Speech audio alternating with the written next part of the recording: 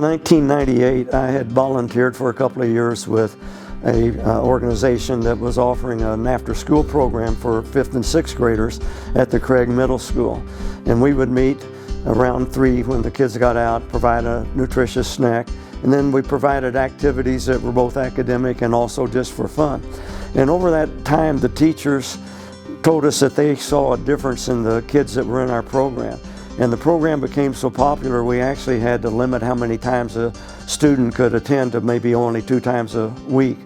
And I felt like that was really a good program, but it would be even better if we could include all kids that were from 1st to 12th grade. And so looking back when I was a 10-year-old, I'd been in a Boys and Girls Club, and I'd learned to swim, and I did a lot of nice things, and the mentors still impressed me, so I thought it would be something good to do. When we first opened, I went to the club every day, and the second or third day I was there, I was going into one of the play areas, and a mother and her son were leaving. He was probably 6 or 7, and he was crying, and I thought he might have been hurt or something, and I asked her if he was okay, and she said, "He's fine. He just doesn't want to go home yet." I knew then we were going to be successful. The challenges were primarily money, but also we needed to have a building. Of course, a third and very important challenge was to get a good board. Now, our successes were we did raise the money. In the first 18 months, we raised $1.1 million. And we also, thanks to Jack Taylor, who was the state senator in Steamboat Springs, we were able to get a grant from DOLA, the Department of Local Affairs, and buy the Armory, the National Guard Armory there in Craig. And that gave us a great building, which needed a lot of remodeling. And that's where the board came in. The first 3 members of our board were Dave DeRose, who had been mayor, and that gave us a person with a lot of political connections, local and statewide.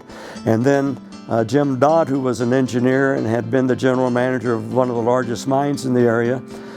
Jim was marvelous because he oversaw the remodeling, which was extensive, of the building that we have today.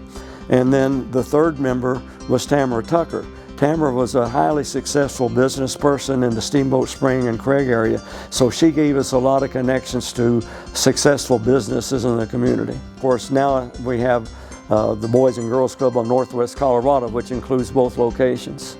Something that Bonnie Resnick told me. Bonnie had been the district attorney for the 14th Judicial area in Colorado. She said, "You know, we've seen a tremendous improvement in juvenile delinquency since you folks opened that club. My staff and I feel this 44% improvement is directly attributable to the outstanding job being done by your staff and volunteers in providing the youth of our community with a safe and caring place with excellent character building programs.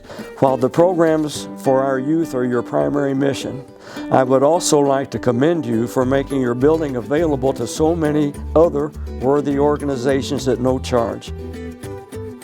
What makes it so special is the great staff we have and the tremendous leadership we get from Dana Duran.